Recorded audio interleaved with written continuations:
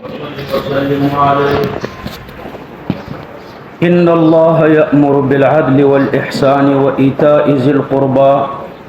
وينهى عن الفحشاء والمنكر والبغي يعظكم لعلكم تذكرون. دا د سورة النحل دیارلسم رکوع ده. مخکې بیان جامعیت القرآن بأنه تبیانا لكل شيء، بیان د جامعیت د قرآن چې دا د هر شي دپاره بیان دی او هدن دی او رحمت دی او بشرا دی. په دې رکوع کې الله پاک بیان د جامعیت د قرآن ذکر کوي. په دې رکوع کې د اولنې آیات کریمه چې ده جامع للمنجیات والمهلکات، ټول منجیات او مهلکات دا په دې آیات کریمه کې الله پاک را جمع کړي. ان الله یأمر بالعدل، بشک الله پاک چې د امر کوي په عدل باندې. د عدل مختلفې معناګانې دي. یو د عدل معنا ده استواء السر والعلانیه، الله پاک امر کوي په عدل، یعنی چې پټ او ښکاره دی یو برابري. دویمه معنا د عدل ده الاتيان على الوجه اللائق، عبادت په مناسبه طریقه باندې کول. کمن و کیفن، کمن دا چې التطوع الجابره لنقصان الفرائض، هغه نوافل او سننم پوره وکي چې په هغې باندې نقصان د فرایضو جبیره کیږي. او کیفن دا چې ان تعبد الله کانک تراه فان لم تکن تراه فانه یراک، چې د الله داسې عبادت وکړي لکه الله چې تا ته ښکاري، او که الله تا ته نه ښکاري نو ته خو الله پاک ته ښکاري. نو الاتيان على الوجه اللائق کما وکیفا دې ته ویلی شي عدل. او درېمه معنا علما ذکر کوي چې عدل مراعات التوسط بین طرفي الافراط والتفریط، رعایت د توسط په مابین د افراط او د تفریط کې، د تفریط او د افراط په مابین کې دا توسط چې ده دې ته ویل شي عدل. لکه په انسان کې درې قوت دي، قوة العقلیه، قوة الشهوانیه او قوة الغضبیه. قوة العقلیه دا ملکی صفت ده، قوت شهوانی دا بهیمی صفت ده، او قوت غضبی چې ده دا سبوعی صفت ده. نو په قوت العقلی کې یو طرف د افراط ده چې هغې ته جذبرتون وایي، بل طرف د تفریط ده چې هغې ته بلادتون وایي، او یو پکې توسط ده چې هغې ته حکمتون وایي. نو الله پاک په قوت عقلیه کې امر په حکمت باندې کوي. دارنګې په قوت شهوانی بهیمی کې یو طرف د افراط ده چې خلاعتون ورته وایي، بل طرف د تفریط ده چې جمود ورته وایي، او بل د توسط ده چې عفت ورته وایي. یعنی په قوت شهوانی بهیمی په دې اعتبار الله په عفت باندې حکم کړی ده. او په قوت غضبیه کې یو طرف د افراط ده چې طهور ورته وایي، بل طرف د تفریط ده چې جبن ورته وایي، او بل عدل ده چې شجاعت ورته وایي. نو په قوت عقلیه کې الله په حکمت امر کوي چې دا عدل ده. د قوت شهوانیه په اعتبار د عفت امر کوي، او د قوت غضبیه په اعتبار د شجاعت امر کوي. نو ان الله یأمر بالعدل، الله پاک امر کوي په عدل والاحسان، او الله پاک امر کوي په احسان باندې. احسان الاعمال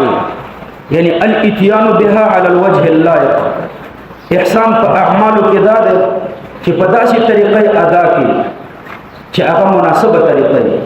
نو مناسبه طریقې کمن دا چې نوافل ادا کا، او کیفن دا چې ان تعبد الله کانک تراه فان لم تكن تراه فانه یراک. دا خو احسان په عباداتو کې شو. او احسان په معاملاتو کې ان تحب لاخيك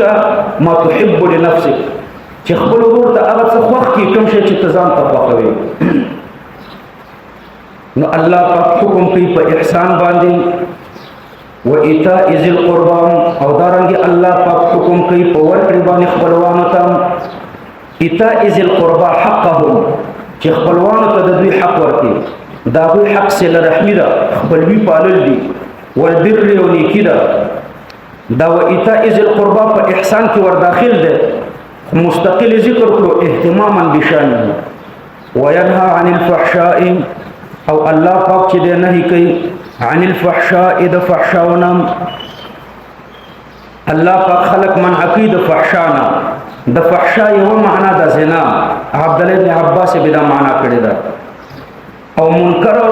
ما لا يعرف في شريعه ولا سنه الله پاک خلق من عقید زنانا او د منکرنا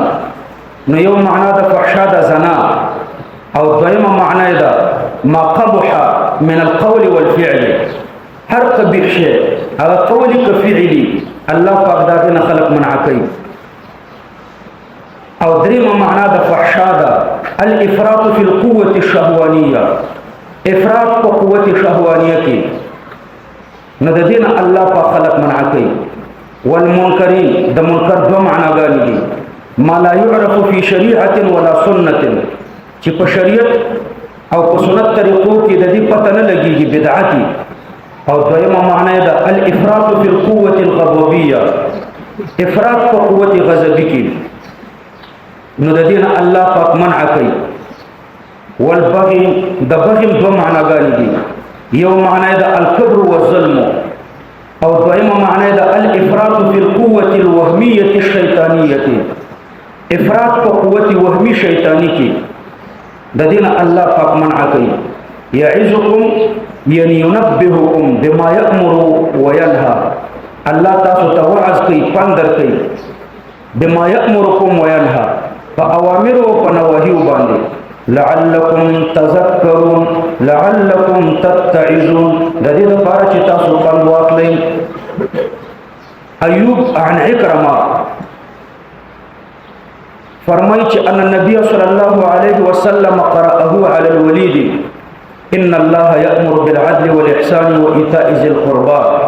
رسول الله صلى الله عليه وسلم دا آيات كريمة دا ولید په مخ کې تلاوت کړو فقال يا ابن اخي اعد ولید ورته وی چې ای وراره ته بیا دا تلاوت کا فعاد عليه پیغمبر علیہ السلام ورته بیا تلاوت کړو نو فقال ان له والله لحلاوه استاد دې خبرو د پاره د آیات د پاره خو ډیر خوبواله ده وان عليه لطلاوه وان اعلاه لمثمر وان اسفله لمغدق وما هو بقول البشر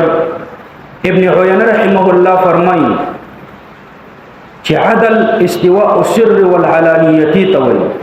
ان الله يأمر بالعدل يعني باستواء السر والعلانيه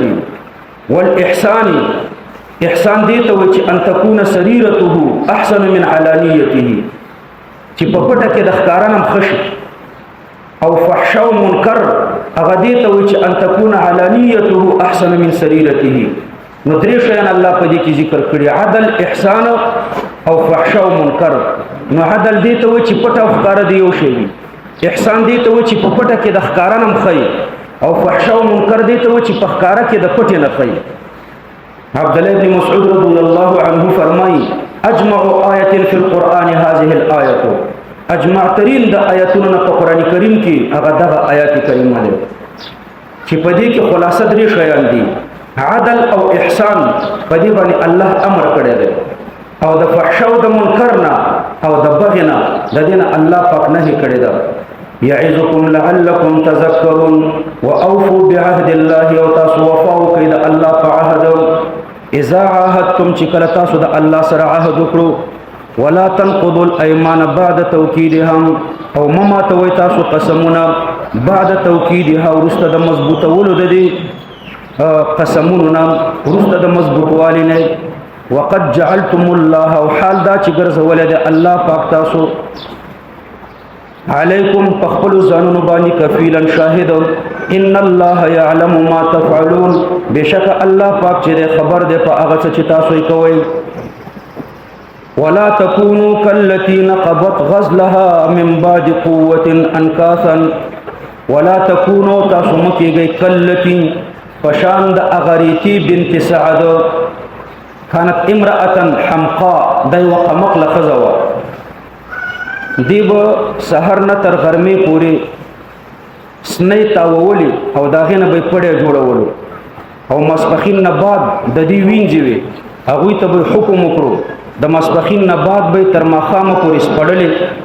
نو سحر نه به یې تر غرمې پورې تاوولې جوړولې او د غرمې نه بعد به یې تر ماښامه پورې واپس سپړلې نو الله پاک فرمایي چې تاسو د دې ریتې بنت سعد په شان مه کېږئ چې امدا تړل او سپړل کوئ تړل او سپړل وعده کوئ بیا ماتوئ وعده کوئ بیا ماتوئ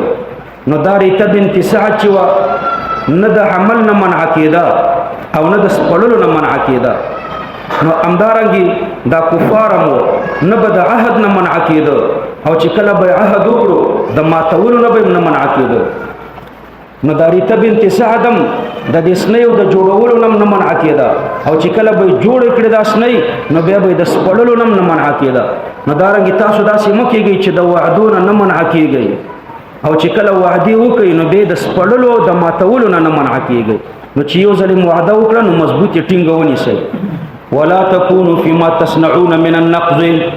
مه کېږئ تاسو په هغه څه کې چې تاسو یې کوئ چې هغه ماتول د وعدې دي کلتی پشان د اغریتی بنت سعد نقبت غزلها چې سپړلې غزلها هغه خپل سنۍ نقبت غزلها چې سپړلې خپل هغه سنۍ هغه کمپړي به چې د دې ویښتونه جوړول من بعد قوت دا متعلق تر نقبت پورې ده او من پکې زائد ده نقبت بعد قوت چې دا به سپړلې وروسته د محکم والي انکاسن د انکاسن حال مؤکده ده د غزلهانه او یا مفعول ثانی د پاره د نقبه ده ځکه نقبه متضمن د معنا د جعل لره انکاسن ټوټه ټوټه وروسته د محکم والي نه به سپړلې ټوټه ټوټه تتخذون ايمانكم تاسو نیسئ خپل عهدونه دخلا مراد ترنه خیانت ده دخلا ما يدخل في الشيء ولم يكن منه دخل دې ته وي چې په یو شي کې داخل شي او داخل د جنس نه نه ته داخلېدل مناسب نه خیانت ترنه مراد ده تاسو نیسئ خپل قسمونه خیانت او په خپل مابین کې ان تكون امه یعنی لان تكون امه دا قسمونه د خیانت د وجه نه کوي غزلها په معنا د مغزولها سره هغه جوړ شوی پړه تتخذون ايمانكم دخلا تاسو نیسئ خپل قسمونه خپل عهدونه خیانت په خپل مابین کې ان تكون امه یعنی لان تكون امه د دې وجه نه چې وی یو ډله هي اربع یعنی اکثر او اعلى چې اغزيات او اوچتي من امه د بل ډلې نه نو یوې ډلې سره د عهد کړي بیا د دې په خلاف بل ډله اکثر او اعلى ده نو دا عهد مات کی دا غي مالدار سره عهد وکي یعنی د ډالر سپی مطلب په کوم ځای کې چې ډالري نو بس هغه طرف ته ستا عهدي لکه دا زموږ لیډران چې و د جهاد په ټیم کې اکثر نو د امریکای نه د جهاد په نوم ډالر راتله نو مجاهدو او چې د جهاد په نوم ډالر بند شو د دیموکراسي په نوم اوس ډالر راغلي دي نو اوس د جهاد خلاف دیموکراتان دي اوس د جهاد په خلاف جنگيږي نو مخکې مجاهدینو ځکه ډالرو په جهاد کې او اوس د جهاد په خلاف دي ځکه اوس په خلاف ډالر دي نو امه اربع من امه بس د ډالرو قلب انما يبلوكم الله به بشك الله پاک امتحان کی تاسو باندې وليبينن لكم يوم القيامه او خامخا بیان کی الله پاک خامخا تاسو د پاره پورس د قیامت کې ما كنتم فيه تختلفون هغه څه چې وای تاسو چې اختلاف هم پکې کولو ولو شاء الله لجعلكم امه واحده ولو شاء الله کله اراده کړې وي ان يجعلكم امه واحده مفعول به ورته مقدر ده ک الله اراده کړې وي چې تاسو یو امت کې ولجعلكم امه واحده تاسو به ګرځولي و یو امت لكن المقدم باطل فالتالي مثله الله دې ته اراده نه کړې چې تاسو یو امت کې نو یو امت نه کړې ولکن يضل من يشاء اضلاله مفعول به ورته مقدر ده الله پاک گمراه کوي هغه څوک چې الله ورته د اضلال اراده وکي ويهدي من يشاء او هدایت کوي هغه چاته چې د اهتداء اراده ورته کړی وي ولا تسالون سؤال محاسبه قسم دې چې خامخا تپوس بوشي خامخا د محاسبې سوال عما کنتم تعملون د هغه څه په باره کې چې تاسو کوم عمل کولو ولا تتخذوا ايمانكم دخلا او منی سي تاسو خپل قسمونه دخلا مکر او فریب او خیانت بینکم په خپل مابین کې چې د قسم او د عهد په وجه باندې چاته دوکه ورکوي فتزل عن الاسلام نو بیا به وخوږي د اسلام نه قدم هغه قدم بعد ثبوتها على الاسلام ورسته د ثبوت د قدم نه په اسلام یعنی غیر مسلم اقوام به اعتبار شي دارنګي ضعیف العقیده مسلمانان به د اسلام نزل تورش چې اسلام کې خطول مکر او فریب او دوکه او خیانت او وعده خلافی ده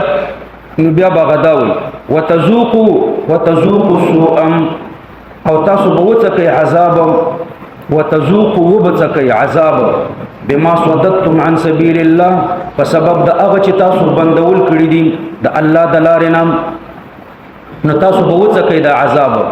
ولکم عذاب عظیم او تاسو د پر عذاب لوی دی ولا تشتروا بعهد الله استعاره بالتبعيه لا تستبدلوا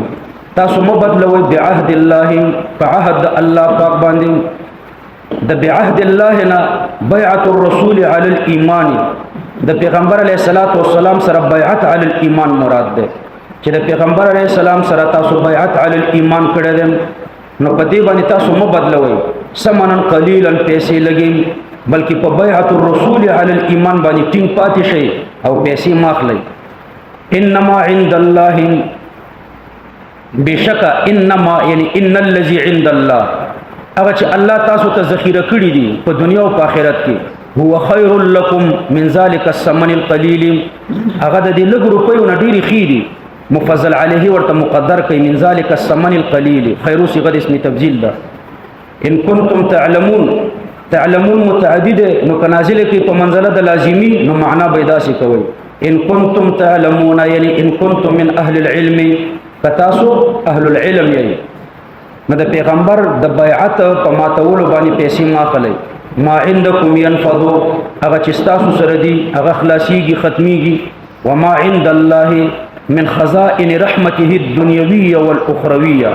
هغه چې د الله پاک سره دي چې هغه د دنیا او د آخرت خزاني دي باقی نه باقی دي د آخرت خزاني خو ظاهري دي چې باقی دي او د دنیا خزاني دا تابع د آخرت دي وما عند الله باق ولنجزين الذين صبروا ګورا د آخرت خزاني خو باقی دي د دنیا خزاني مستتبع دي خزانو د آخرت لره په دنیا کې چې تنیک کارونه کوي نو الله پاک به د آخرت د خزانو نه تا ته خیر درکړي ولنجزين خامخا جزاء ورکم خامخا یعنی ولنعطينهم الذين صبروا هغه خلکو ته چې صبر کړي دي په عهد صبروا على العهد وأذية المشركين وميثاق الإسلام نور بكم دويت أجرهم بأحسن ما كانوا يعملون فأحسن أغا طريقة باندي چې دوی عمل پې کولو وهو صبر چې هغه صبر دی ځکه صبر چې دی احسن الاعمال دی نو زه به دوی ته اجر ورکم ولې به ورکم بأحسن په سبب د ښکلي عمل بأحسن ما په سبب د ښکلي هغې عمل باندې کانو یعملون چې دوی کولو دوی کوم عمل کولو هغه ښکلي عمل د دوی کومو چې کولو هغه صبر دی ځکه صبر چې دی احسن الاعمال دی لاحتیاج جميع التکالیف الیها ځکه ټول تکالیف دې ته محتاج دي من عمل صالحا من ذکر او انثى چا چې عمل وکړو نیک من ذکر دا دفع د توهم د تخصیص د من د تر نارینه پورې دا توهمونه کې چې د من عمل به یوازې نارینه تعمیم پکې الله پاک چې من عام ده من ذکر او انثى نارینه که زنانه وهو مؤمن دا په موضوع د حال کې ده د فاعل د عملنا حال دا چې د مؤمنی او دا حال دا وهو مؤمن قید ذکر ولګولو اذ لا اعتداد باعمال الكفره دا کافرانو اعمال ته اعتبار نشته نو چې نیک اعمالو کې او شرط د شرط سره چې ایمان ده فلنحيينه نخامخب دم ژوندې کو حیاتن طیبتن په خپل ژوند باندې د به موږ ژوندې کو خامخا به د ژوندې کو خامخا په خپل ژوند الحیات الطیبه حیات الجنه اذ هو حیات بلا موت. حیات طیبه هغه حیات ته وایي چې مرګ پکې نه وي، هغه د جنت ژوند دی ځکه په هغې کې مرګ نشته. او یا فلنحینه خامخا به دې مونږ ژوندی کو خامخا حیاتا طیبتا په حیات ښکلي پاک باندې. که د دنیا حیات ترېنه واخلې نو وهو الحیات مع القناعه، هغه ژوند به ترېنه مراد دی چې سره د قناعت نه قناعت پکې وي. نو ژوند سره د قناعت نه د ښکلی ژوند دی. نو داسې ژوند به موږ دته ورکو. نو چا چې ایمان راوړی وي او نیک اعمال یې کړي وي نو د قناعت سره به په دنیا کې ژوند ورکو. او که د آخرت ژوند ترېنه مراد کوي نو بیا د جنت ژوند دی ځکه هغه حیات بلا موت دی. ولنجزینهم یعنی لنعطینهم او خامخا به ورکو دوی ته مونږه اجرهم اجر د دوی بدلې د دوی. ولې به یې ورته ورکو؟ باحسن ما په سبب د هغه ښکلي عمل باندې کانو یعملون چې دوی کولو، په سبب د هغه ښکلي عمل د دوی چې دوی کولو د هغې په وجه به الله پاک فرمایي زه دوی ته بدلې ورکم. فاذا قرأت القرآن فاستعذ بالله من الشیطان الرجیم. کله چې دی ولوستلو قرآن نو فاستعذ بالله پناه وغواړه په الله پاک باندې من الشیطان الرجیم د شیطان رټلي نام چې د قرآن ولوستلو. نو چې قرآن ولوستلی شي دغه اعوذ بالله ته ضرورت نشته. نو دلته تقدیر دی اذا اردت قراءة القرآن چې کله د اراده د قراءت د قرآن کړي وي فاستعذ بالله من الشیطان الرجیم نو بیا پناه وغواړه په الله باندې د شیطان رټلي نام د قراءت نه مخکې. نو اعوذ بالله دا سنت طریقه ده. انه لیس له سلطان بشک دا شیطان چې دی نشته د شیطان د پاره سلطان غلبه علی الذین آمنوا پاک خلق باندې چې ایمان راوړی دی وعلى ربهم يتوکلون او په خپل رب باندې دوی توکل کوي. انما سلطانه بشک غلبه د شیطان چې دی علی الذین پاک خلق باندې دا یتولونه چې هغه دوستی د دې شیطان سره کوي. دا یوه معنا. یا یجعلونه والیا علیهم شیطانی په خپل ځان حاکم ګرځولی دی او محبت او اطاعت کوي. نو دا په داسې کسې غلبه ده. والذین هم به هی ضمیر رب ته راجع دی. والذین هم او هغه خلق هم به چې دوی په خپل رب باندې مشرکون مشرکانی نو هی ضمیر رب ته مې راجع کړو. نو بعد تعدیت دپاره ده چې په خپل رب باندې شرک کوي د خپل رب سره نور خلق شریک کوي. یا بعد سببیت دپاره که ها ضمیر شیطان ته راجع کا د شیطان غلبه په هغې خلقو ده هم به یعنی هم بسبب الشیطانی چې دوی په سبب د شیطان باندې مشرکون مشرکان کیږي. و اذا بدلنا آیتا مکان آیت اذا شرط ده او والله اعلم بما ينزل دا په منځ کې جمله معترضه ده. قالوا انما انت مفتر دا ورته جزا ده. مشرکانو د اهل مکه پیغمبر علیه الصلاۃ والسلام ته ویلي چې پیغمبر علیه السلام په خپل صحابه مسخري کوي. نن ورځ ورته یو امر کوي سبا ته ترېنه منع کوي او سبا ته ورته بل امر کوي بل سبا ته ترېنه منع کوي. 14 یا 19 میاشتې ورته ویلي چې بیت المقدس طرف ته لمونځ کوي او به منع کړه اوس ورته وایي چې بیت الله شریف ته لمونځ کوي. نو ما هذا الا مفترا يتقوله دا قرآن دروغ دی د ځان نه جوړ کړی دی. نو الله فرمایي و اذا بدلنا آیتا چې کله موږ بدل کو آیتا ناسخه ناسخ آیات مکان آیت یعنی منسوخه د منسوخ آیات په ځای باندې ناسخ آیات راوړو. په دې منځ کې جمله معترضه الله ذکر کوي. والله اعلم بما ينزل الله خبر دی په هغه څه ينزل چې الله نازلوي. الله ته پته ده چې دا حکم به 14 یا 19 میاشتې وي. 14 یا 19 میاشتې بعد به بیا دا بل حکم وي. الله ته دا علم دی. د شیعګانو په شان نه. پرون مې درته تحقیق کړی و هغوی بدا یو مسئله د بدا ده. بدا فی العلم بدا فی الاراده او بدا فی الامر. نو د بدا په طریقه نه ده چې اول د الله علم یو قسم او بیا پکې نقصان راغی بل قسم شو. بدا فی العلم نشته. دارنګه بدا فی الاراده نشته چې الله ول یو قسم اراده کړی و او بیا ورته نقصان پکې ښکارا شو بل قسم اراده وکړه. دارنګه بدا فی الامر هم نشته چې اول یو قسم امر الله کړی وي او بیا ورته پکې نقصان ښکارا شوی وي بیا بل قسم امر کړی وي. بلکې دا بدا مسله د بدا نه ده، د اول نه د الله علم دی چې دا حکم موقت دی، تر دې ټیمه پورې به او بیا به د دې ټیم نه بعد بل حکم شروع کیږي. والله اعلم بما ينزل، قالوا دا جزاء ده. نو قالوا دوی وایي چې انما انت مفتر، بشک ته چې د ځان نه جوړونکی، بل اکثرهم لا يعلمون، بلکې اکثر د دوی نه پوهیږي. مفعول به ورته مقدر ده. لا يعلمون حقیقت القرآن وفائدة النسخ، نه پوهیږي په حقیقت د قرآن باندې او په فائدې د نسخ باندې نه پوهیږي چې په نسخ کې څه فائدہ ده. قل نزله روح القدس، نازل کړی دی دا قرآن جبريل علیہ السلام من ربک، د جانب د رب ستانه، بالحق، په حق نازل کړی دی. ليثبت الذين آمنوا، د دې لپاره چې ثابت قدمي کی، مضبوط کی هغه کسان چې ایمان راوړی دي. وهدن د عطف دی په محل د یثبت، او دا هدایت دی و بشرا او زیره د مسلمانانو ته. ولقد نعلم، او خامخا په تحقیق سره مون پویږو، انهم یقولون، چې بشکا دوی وای، انما يعلمه بشر، انما چې خبره دا د بل نه ده، يعلمه خای دی پیغمبر علیہ السلام ته دا قرآن، بشر یو انسان، یسار یا جبیر او یا سلمانی فارسی، دغه عجمی خلق دی، دا ورته دا قرآن خی. يعلمه بشر، لسان الذي يلحدون إليه أعجمي وهذا لسان عربي. الله جواب ورته ورکي، لسان الذي، لسان مجاز د تکلم نه ده، یعنی تکلم الذي، خبري د اغي یسار او د جبیر او د سلمان فارسی رضی الله عنهم، چې دوی دا کسان یادي چې پیغمبر علیه السلام د دوی نه دا قرآن زده کړی دی. نو ژبه د هغه سړي یلحدون الیه چې دوی نسبت کوي هغه ته، اعجمی، عجمی ده، دا غوی ژبه عجمی ده. یلحدون چې دوی نسبت د ښوونې کوي، الیه هغه سړي ته، دا غوی ژبه اعجمی ده. یلحدون د دې معنا د یمیلون، من الحد القبر اذا امال حفرته عن الاستقامه.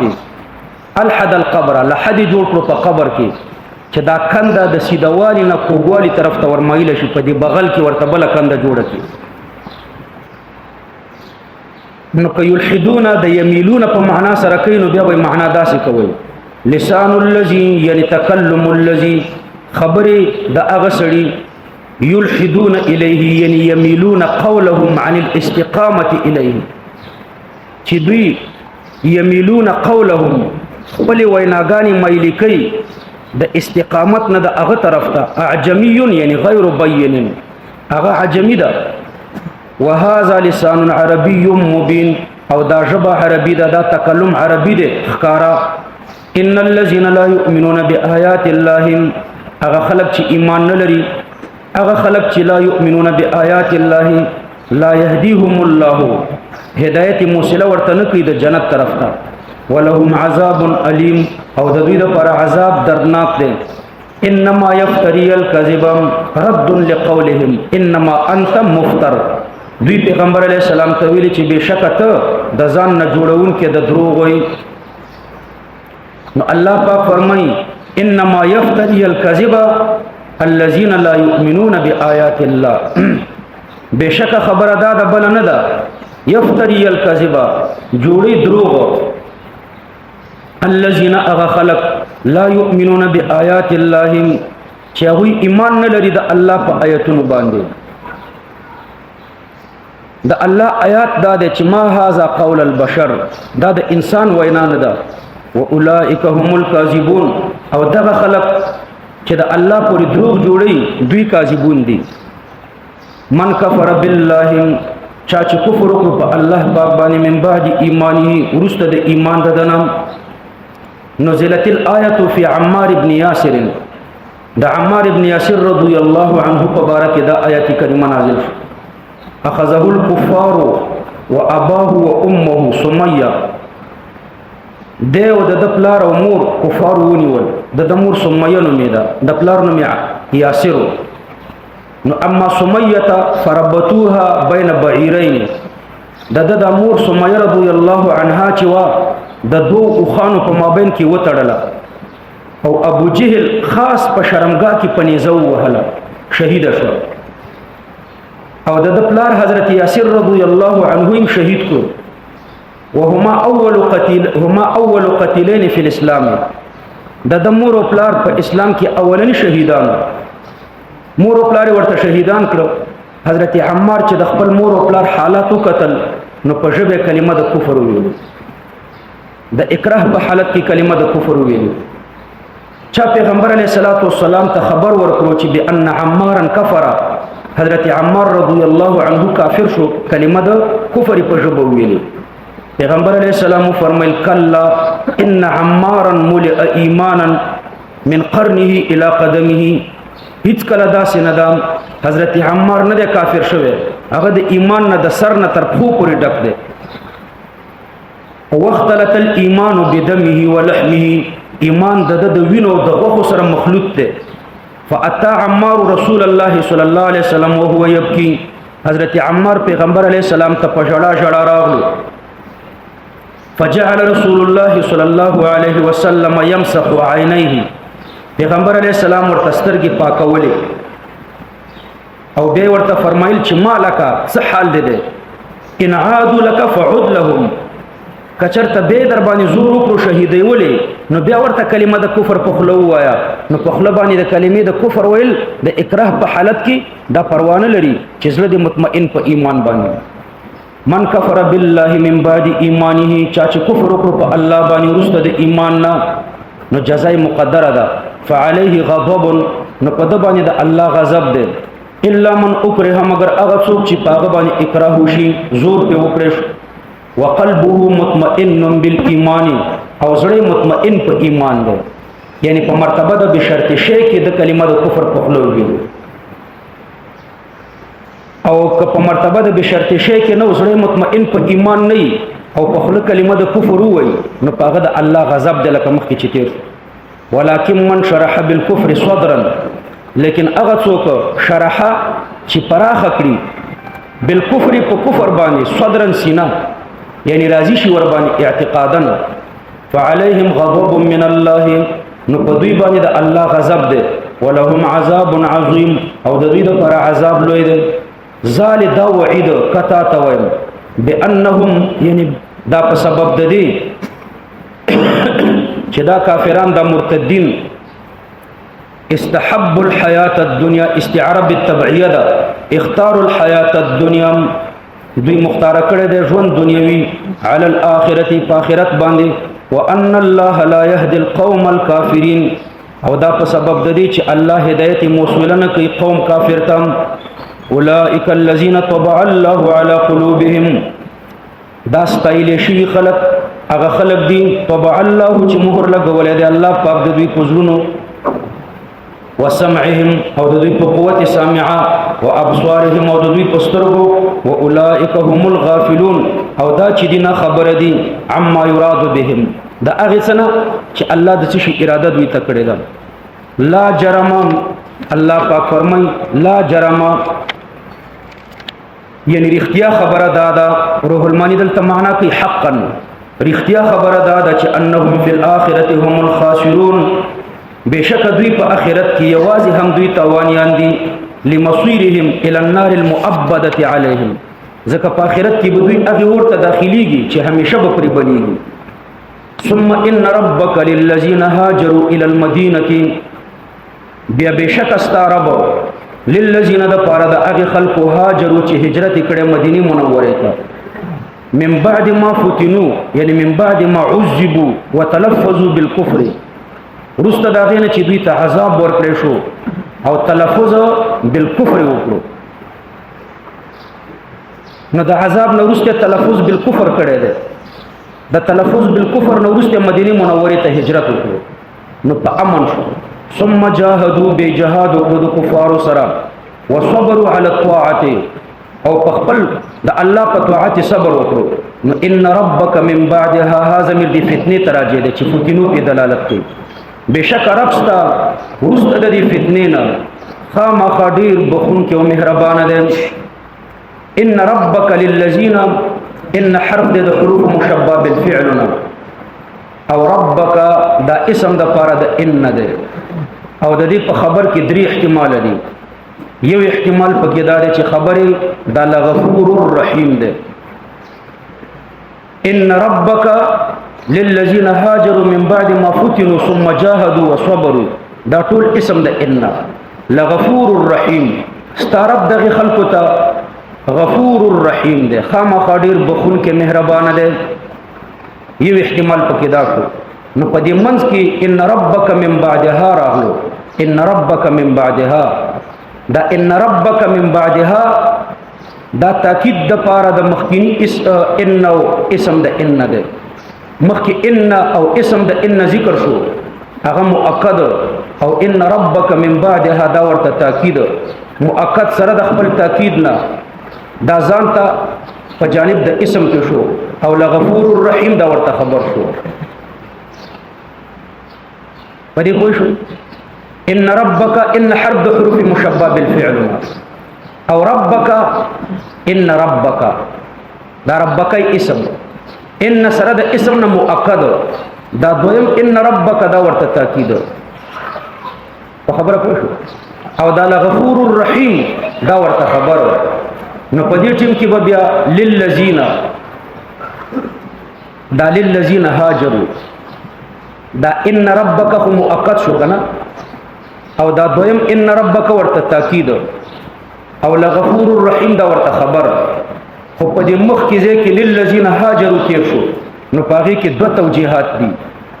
بنا په دې ترکیب. یو توجیه ورته دا ده چې د للذین تعلق د خبرینو پورې ورته لغفور الرحیم پورې په طریقې د تنازع.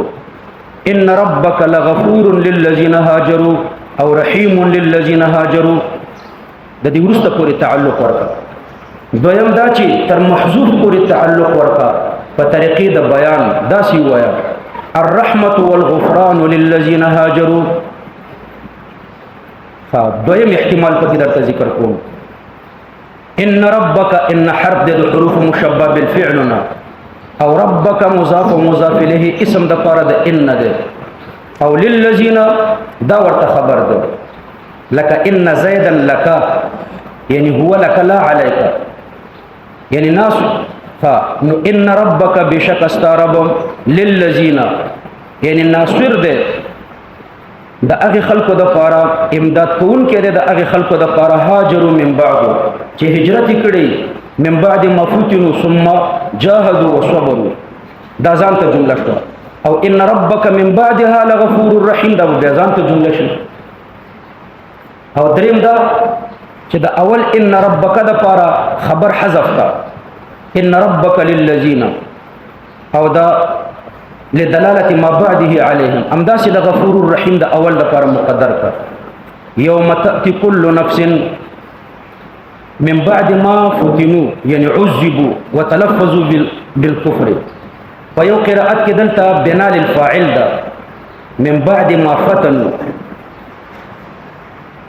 من بعد ما فتنوا الناس عن الإيمان للذین هاجروا من بعد ما فتنوا یعنی فتنوا الناس عن الايمان چې خلک د ایمان نه منع کړو. ثم جاهدوا وصبروا ان ربک من بعدها یعنی من بعد الفتنه لغفور رحیم. مخکې بیان د غافلینو د اخرتنا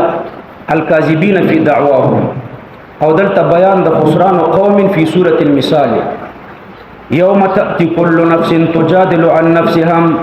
اذكر یوم تأتی كل نفس یاد کا هغه ورځ چې را بشي هر نفس تجادلو چې دې به جګړه کوي عن نفسها یعنی عن ذاتها د خپل ذات په باره کې به دې جګړه کوي. هر نفس به د خپل ځان دفاع کوي یعنی تسعى فی خلاصها د خپل ځان د خلاصولو په باره کې به کوشش کوي عذرونه به پیش کوي.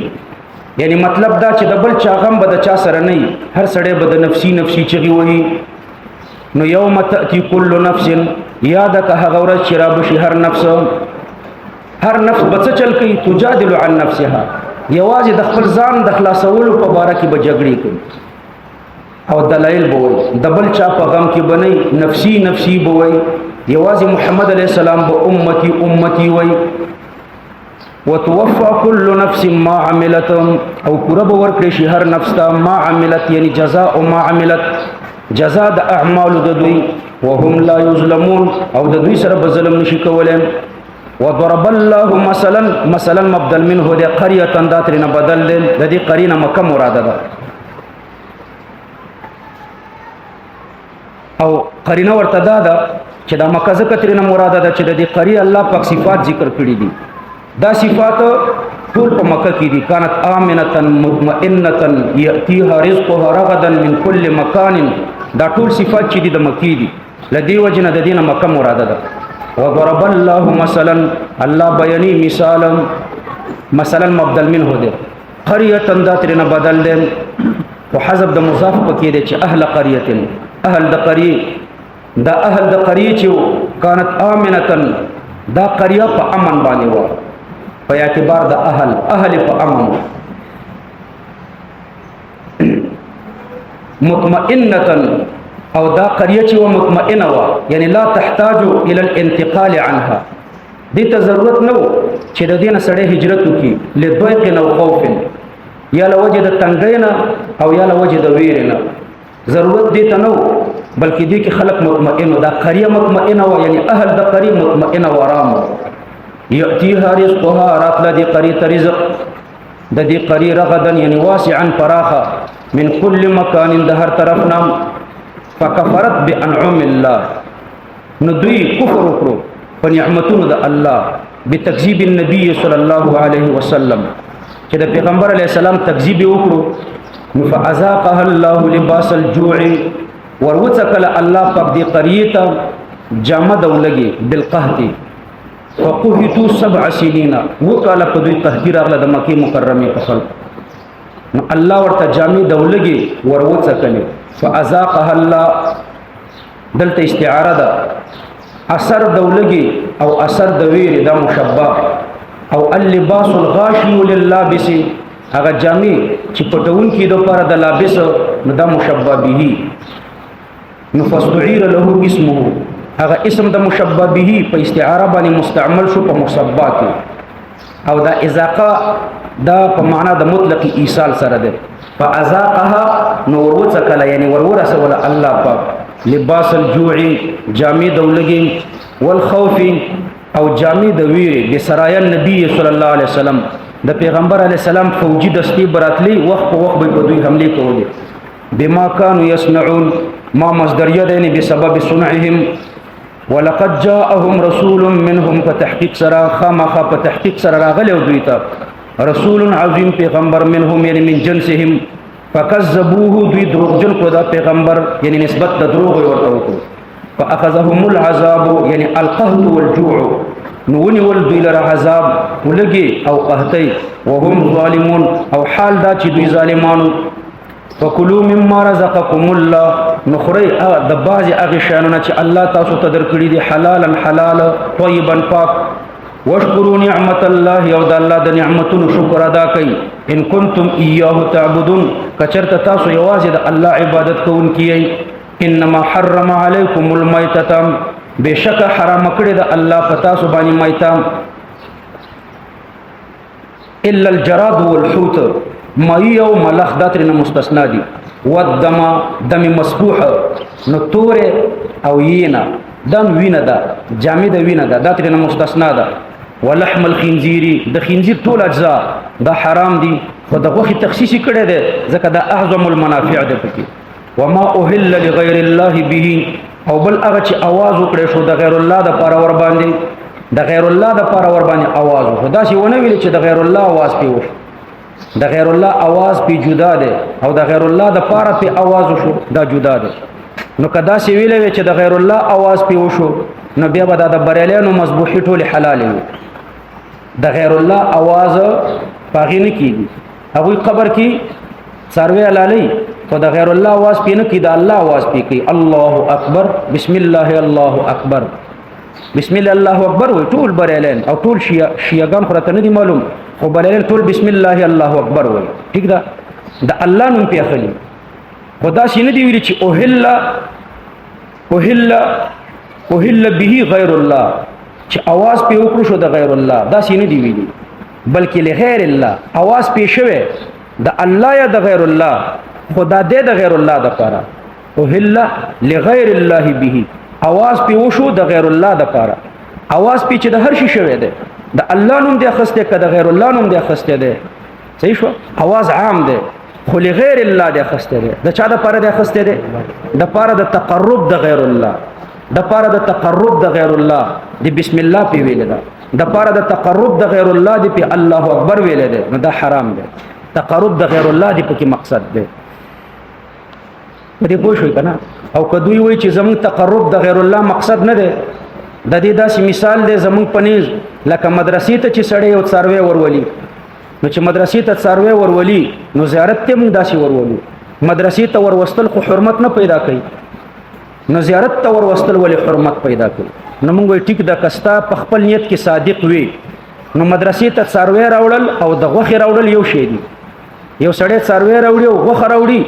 نه د په ثواب کې فرق نه راځي او نه د په نیت کې فرق راځي یو سړی څاروي راولي بل سړی غوخه راوړي همدا سړی بل ورځ غوخه راوړي نو زه به تاسو وایم چې پیر بابا ته څاروي مو راوړه غوخه وېسه نو چې ته غوخه وړي کني وړي نو که غوخه دی وړم به ټیک دستا مطلب دا دی چلته په فقیرانو باندې لنګر تقسیم کم به ټیک ده او که غوخه او ترکاری نه وړي او څاروي وړي نو معلومیږي دا چې ستا تقرب لغیر الله مقصد دی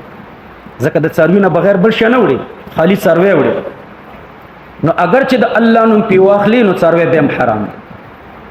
وما اوهل لغیر الله به فمن اضطر غیر باغ هغه څوک چې محتاج شو د مردار تم غیر باغ حال دا چې د باغین او علی مضطر اخر په بل مضطر حمله نه کړي ولا عادل او نه عادی ده چې د حد نه د ضرورت نه زیات خوري فان الله غفور رحیم نو بشک الله چې ډیر زیات بخون کې او مهربان دی ولا تقولوا لما تصف السنتكم الكذب ولا تقولوا تاسموای لما لام التعلیلیه ده ما مصدریه ده تصفو دا په تعویل د مصدر سره تصف السنتكم یعنی لوصف السنتكم نو معنا بداسي شي ولا تقولوا تاسموای لما تصف السنتكم الكذب لوجه د بیانولو د ژبې ستاسو دروغ لرم لوجه د بیانولو د ژبې ستاسو دروغ لرم هاذا حلال چې دا حلال دي وهذا حرام او دا حرام دي نو د خپل ځان نه یو شی ته حلال او حرام مو وایا لتفتروا د دې لپاره چې تاسو جوړ کړئ على الله الكذب فالله باندې دروغ ان الذين يفترون على الله الكذب لا يفلحون هغه خلق چې په الله باندې دروغ جوړي هغه به کامیاب نشي متاع قليل یعنی لهم متاع قليل دا غوې د لپاره نفع لګه د دنیا کې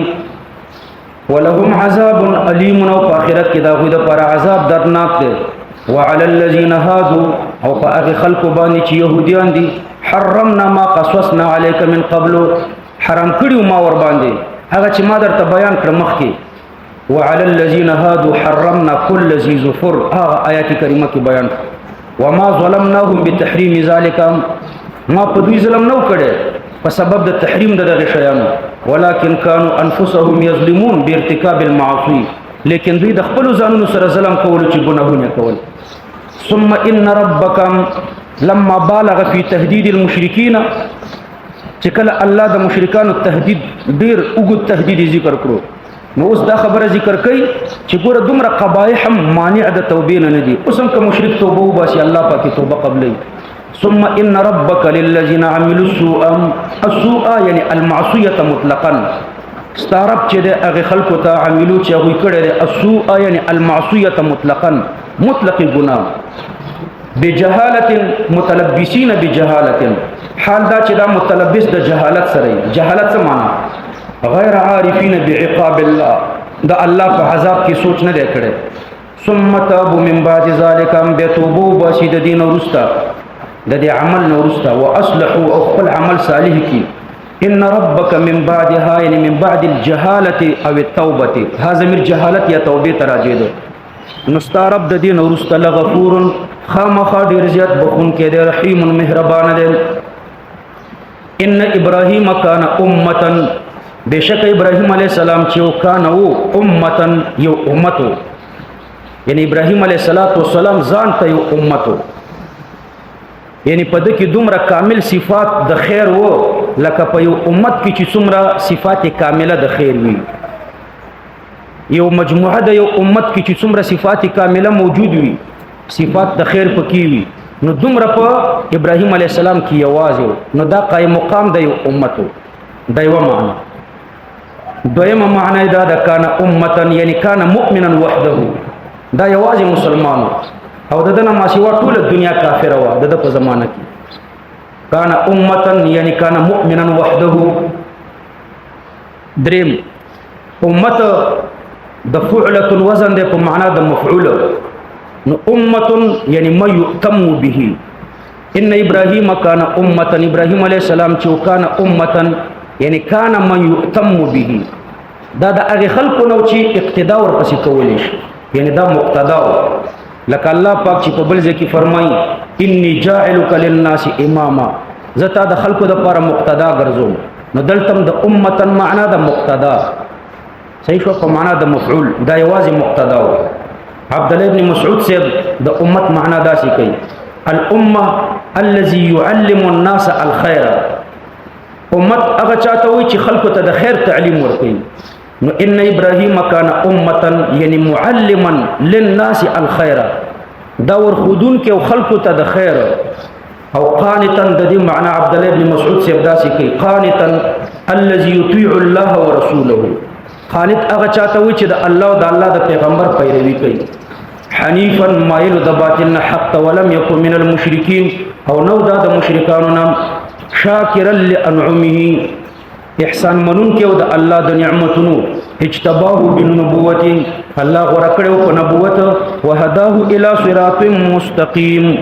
او خودنه کړي ودته الى صراط مستقيم د صراط مستقيم طرف ته چې هغه توحید دی واتیناه فی الدنيا حسنه او ما ور کړو دته په دنیا کې حسنه یعنی الثناء الحسن فی كل اهل الادیان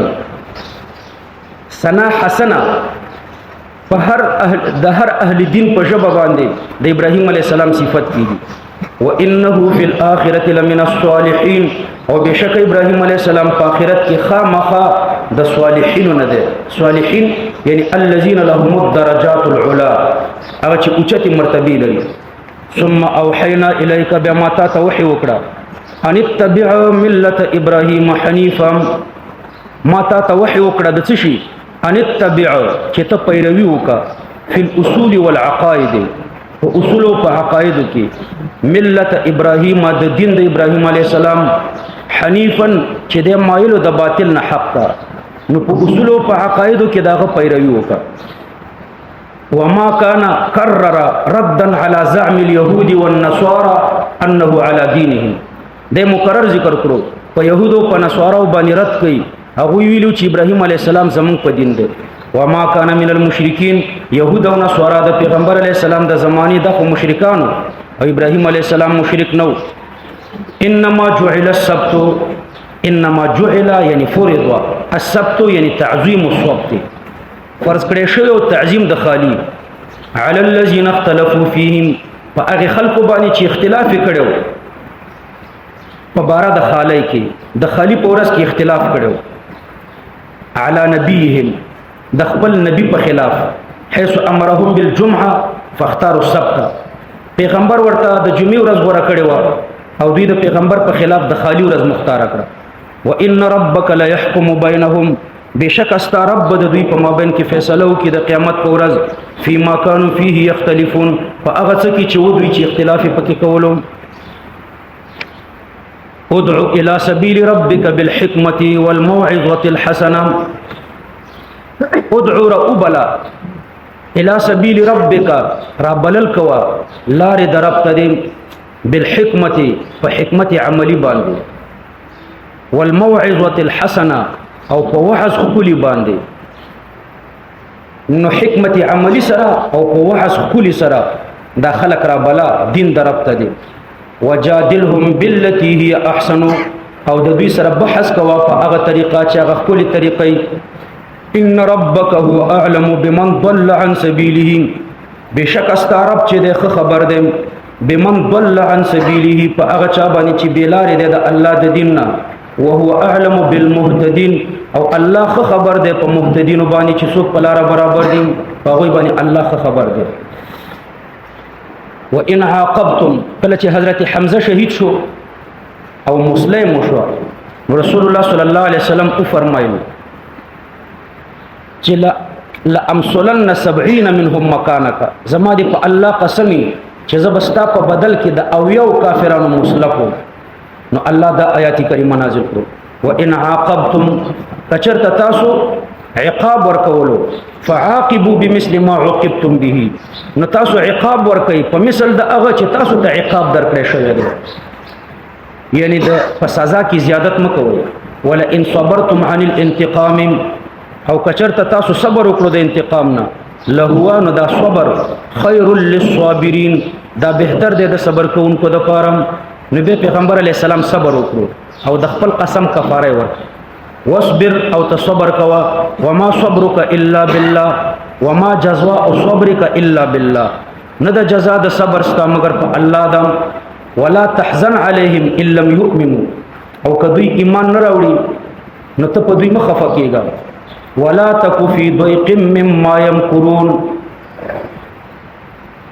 ولا تكو تمکیږه فی ضيق پتنګي کې مما يمكرون د اغه نه چې دوی کم فریب او مکر کوي، یعنی لا تهتم بمکرهم مطلب دا دی چې د دوی د مکر پروا مه ساته. ان الله مع الذين اتقوا بشکا الله پاک چې دی مع الذين اتقوا د اغه خلق سره دی اتقوا الكفر والمعاصي چې د کفر او د ګناهونو نه ځان ساتي. والذین هم محسنون او الله چې دی د هغه خلق سره دی چې هغه احسان کوونکي دي.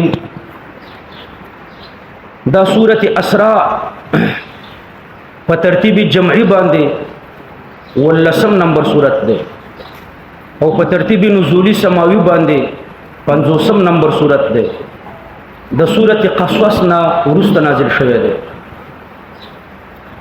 مخکې بیان د حزن او داغه نه نهي ذکر شو او دلته بیان د سبب د حزن ده. دارنګ مخکې معیت الله مع المحسنین او دلته د معیت الله مع المحسن الاعظم ذکر ده چې د شپې اسمانونو ته بوتلو او د ټولو مخلوقات او عجایب الله پاک د معراج په شپه باندې رسول الله صلی الله علیه وسلم ته ورغودل. پیغمبر علیہ الصلوۃ والسلام د مسجد الحرام نا مسجد الاقصی ته بوتل شو. په دې اول آیات کریمه کې راځي د مسجد الحرام نا مسجد الاقصی ته بوتل شو. د دې ذکر په قران کې راغلی دی او د مسجد الاقصی نا پیغمبر علیہ السلام اسمانونو ته بوتل شو. دا غي ذکر بیا په احادیثو کې راغلی دی. نو دا دوا جزء شو د معراج د واقعي. د اول جز نه چې څوک منکر هغه کافر دی. د مسجد الحرام نه تر مسجد الاقصی پورې د دې معراج نه چې څوک منکر هغه کافر دی ځکه د دې ذکر په آیات کې راغلی دی. او د مسجد الاقصی نه چې به اسمانونو ته کوم معراج شوه دی دا غي ذکر په احادیثو کې نه دی، په آیات کې نه دی راغلی، په احادیثو کې راغلی دی. د دې وجه نه د هغې نه منکر کافر نه دی، البته ضال مضل بدعتي او فاسق دی. نو د معراج دا دو جزء دي. د مدینه منورې د هجرت نه شپږ میاشتې مخکې د معراج شوی. د معراج واقعه خو ډېره تفصیلي ده او نن په درس کې اخر ټیم کې راغله. د دې وجه نه اجمالی ټکي به درته وایم، نور تفصیلي په کتابو کې وګورئ. د معراج دو جزء شو، یو د مسجد الحرام نه تر مسجد الاقصی پورې دا په قرآن ثابت دی، دویم د مسجد الاقصی نه تر اسمانونو پورې دا په احادیثو ثابت دی. د اول جز نه منکر کافر او د دویم جز نه منکر ضال او مضل او بدعتي او فاسق. یو مسله اجمالیه ده. دویم دا چې دا کله وشو د معراج واقعه په کم تاریخ باندې و؟ نو د مدینه منورې د هجرت نه شپږ میاشتې مخکې و. حضرت عائشه رضی الله عنها فرمایي چې د معراج واقعه د حضرت خدیجه رضی الله عنها د وفات نه وروسته، د حضرت خدیجه وفات په اووم کال د نبوت باندې شوی دی. نو د معراج واقعه د اووم کال د نبوت نه وروسته ده، بس د حضرت خدیجه د وفات نه وروسته ده. حضرت خدیجه په اووم کال د هجرت وفات شو. نو معراج به په کم کال وي؟ بس دوم کال نه بعد د هجرت نه مخکې او دوم کال نه بعد. په بعضو روایتو کې راځي چې دا واقعه د نبوت په 5م کال و، او بعضی علما وایي چې د هجرت نه 1 کال مخکې د ربیع الثانی په 20م باندې شوې ده، او په عام طور سره مشهوره ده چې په 20م باندې شب معراج ده، د ربیع الثانی په 20م باندې. نو رسول الله صلی الله علیه وسلم د ربیع الثانی په 20م معراج ته لاړو. نو په کم کال شو؟ داسې علی التعین مشخص کال نه دی، پته نه لګېږي. د حضرت خدیجې د وفات نه وروسته دی. حضرت خدیجه په 1 کال د هجرت باندې، په 1 کال د نبوت باندې، په 1 کال د نبوت باندې حضرت خدیجه وفات شوې ده، بعد د دې کال نه بعد شوې ده. اگر چې په بعض روایتو کې د نبوت 5م کال ذکر شوی دی، راجح دا بل روایت دی چې د 1 کال نه بعد شوی دی. او د ربیع الثانی په 20م تاریخ باندې په دې معراج کې یو دریمه مسله ده چې دا معراج جسمانی او روحاني و.